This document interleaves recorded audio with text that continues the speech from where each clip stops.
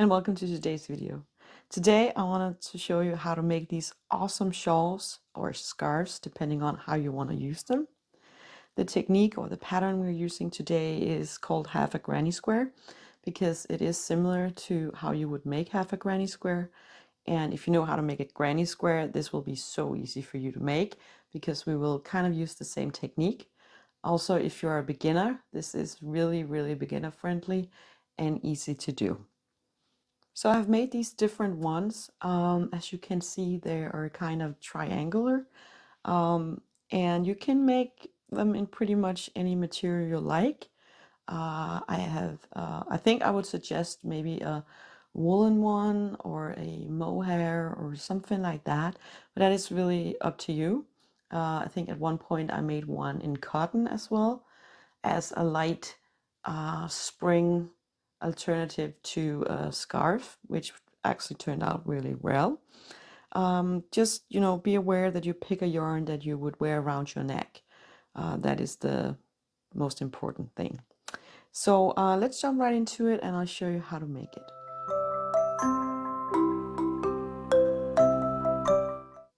So we'll start by making a slip knot. You can also work in a magic ring if you prefer that.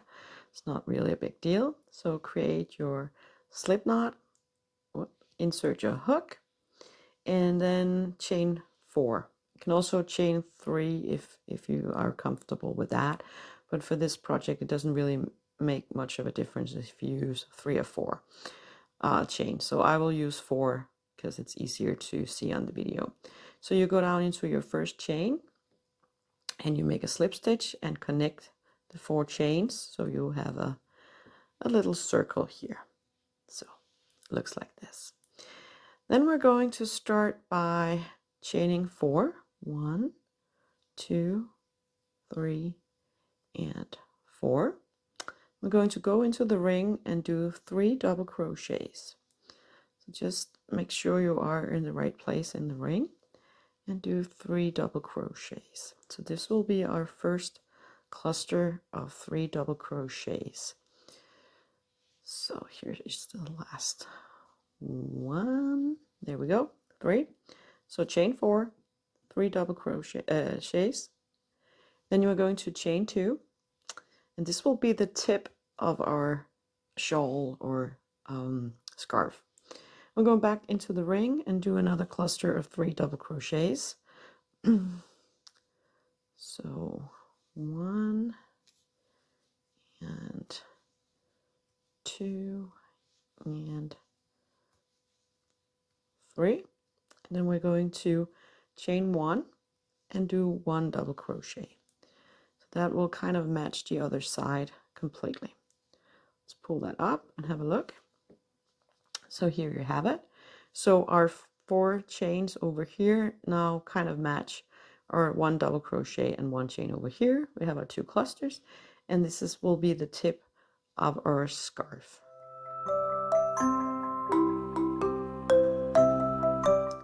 Let's continue with the second round. So we're going to chain 4 again.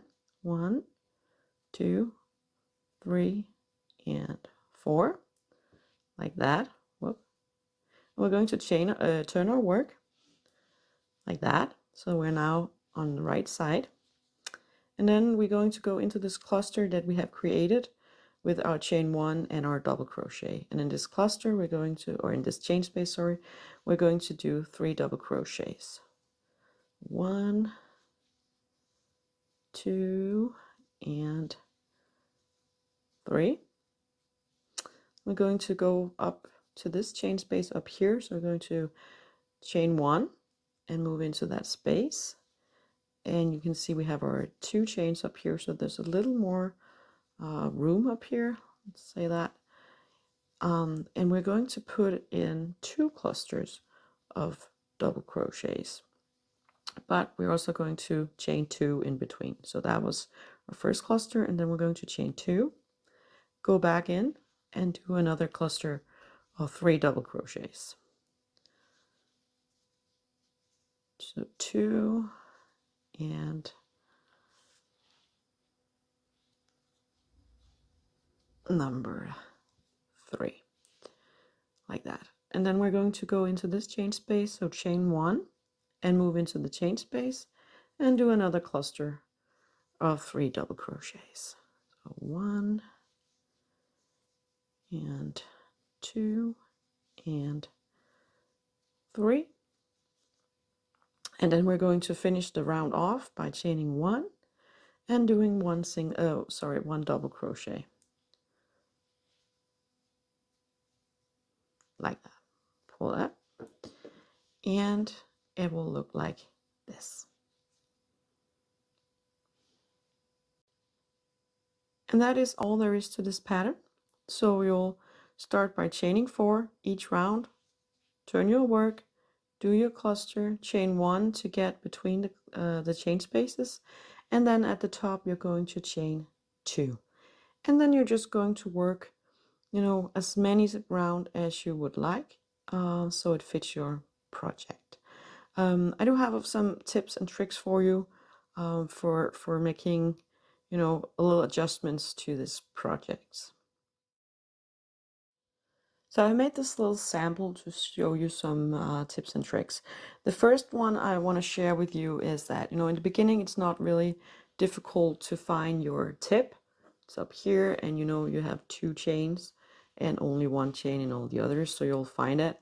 But I would suggest that when you get to a certain point, you just pull out your stitch marker and you mark that top. Because when you are crocheting up and down, and when it gets bigger, it might be neat to have this one so you don't miss your top or your tip. So definitely do that.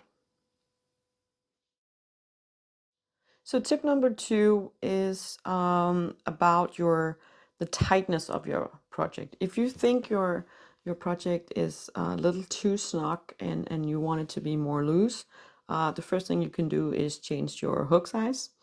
So I've been using a 4mm hook for this project. This is a woolen yarn, and it is a little stiff, I will say. So I might want it to be a little more loose, so I could just go ahead and pull out like maybe 4.5mm or a 5mm hook. That will certainly help on the tightness of the project. So tip number 3 also has to do with the density and the tightness of your project. As you saw in the pattern, we're chaining 1 between our clusters. If you wanted it to be more dense and more tight, I would not suggest that with this type of yarn, but maybe you have some other kind of yarn where that would make sense. You could actually just skip those if you don't like them. If you want them to be the clusters to be closer together, you don't have to chain 1 between them, the clusters. I would still go ahead, in the beginning you're still going to chain 4, so you start down here with that, but again, then you can just make your cluster and then skip those chain 1s, and I would still suggest that you do 2 chains on the top. Another thing you could do if you wanted to be more loose and have a little more space, you could add 2 chains between your clusters. So I made this, let's have a look. I made this shawl or scarf. And as you can see, this is a very lightweight yarn. And I actually put, I don't think you can see it. Yeah, I actually put, a cluster. So 1, 2, 3. You can see those top stitches up there. And over here, 1, 2, 3. And I actually have 2 chains in between. So 1 and 2. And I think I kept 2 chains on the top. Let's have a look. Yeah, I have 2 chains on the top. So again, and if you're doing this, then you would definitely want to mark out your top or your tip up here, because otherwise you would very easily miss it. So the 4th tip would be to change colors for each row or every 2nd or 3rd row, depending on what you like. So again, I made this sample just to show you, and you can easily do that if you want to. I just picked 3 colors. I will say though, let me show you when it comes to the color change, because we all have our different ways of changing colors. But let me just finish this one and I'll show you what I mean. Because this is something that, you know, you or somebody you're gifting it to will wear a lot. So the yarn will be working a lot. So when you are weaving in your ends, make sure you pay extra attention, because they do tend to work their way out if you don't do it really, really well. So I would suggest, there's a lot of way of changing colors, and maybe you do the fisherman knot, or other techniques, but I would definitely, chain one if I were to change color, and then I would attach my new color, in this top stitch. So not this one, because that is the one we just created, but the actual top stitch. I would pull the yarn through and I would attach it with a knot, just to make sure that it is very, very secure. So like that. And then I would just, go in, grab the yarn, pull it up, still in that loop. So you have one loop on your hook, and I would just chain 4. 1, 2, 3, 4, and then you would be ready to turn your work and continue working in that chain space. So the last tip I want to give you is to finish off your project with a border. I haven't done that for those other shawls or scarves, but I think it's a good idea. And again, depending on your yarn, let me just show you real quick. So we just attached this yarn as I showed you before. I would just, chain 1. So you have 1, and I would turn my work, and then I would go into every stitch along the way and do a single crochet. So in the chain space, you can work in the chain space. So just go into the chain space and add 1 single crochet.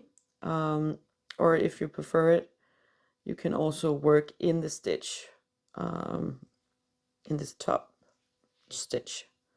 So like that. So you're not in the chain space, you are actually working in the stitch. And in the clusters, just go in, make 1 single crochet in each one of them. So like this. And again, you can go with this same color as your last round. You don't have to change color, but it can create a really nice effect. You can also, if you did one color, you can change and do a contrast color for the border. That also creates a really nice finish. And I would just, go around working those single crochets in there, creating a foundation border for another kind of edging. I think I would stop when I get down here. I mean, you can do this one, but there's a fairly good chance that, you make it too tight. So if you're not trained in this, I wouldn't do it. But experiment with it. I mean, it can also look really good if you do it down there. And when you have finished all the way around, you can turn your work. Again, chain 1, turn your work, and you can add a really nice border to this. So I created this foundation border of 1 single crochets all the way around. At the tip where we had a chain 2, I added 3 single crochets just so it doesn't get snugged up. Down here I would do 1 single crochet in this last chain space. If you wanted to, you could continue down this way. Just turn your work, add 3 or 4 single crochets in each of these chain spaces, and you would end up over here and have worked your all the way around your project. If you want to make a decorative border, I would chain 1, turn the work, and start working on some kind of border. I think I would do a single crochet in this first one, and then I have a lot of videos about different kind of borders you can make for granny squares, and they'll all fit well with this kind of project. You could do like 1/2 double crochet in the first one, and then maybe 3 double crochets in that next stitch, so all 3 of them together in one stitch. This will create nice little shells. And then in the next stitch you could also do 1/2 double crochet, and then you could go down and slip stitch, and that way you would have a nice little shell. And you could just do that one more time. So 1/2 double crochet, 3 double crochets, 1/2 double, and slip stitch, and do that all the way around. So that was all for today's video. I want to thank you for watching, and I hope you enjoyed it and that you learned something. If you found it helpful and liked it, please like and subscribe, or maybe share it with someone who would also appreciate it. And I'll see you in the next one.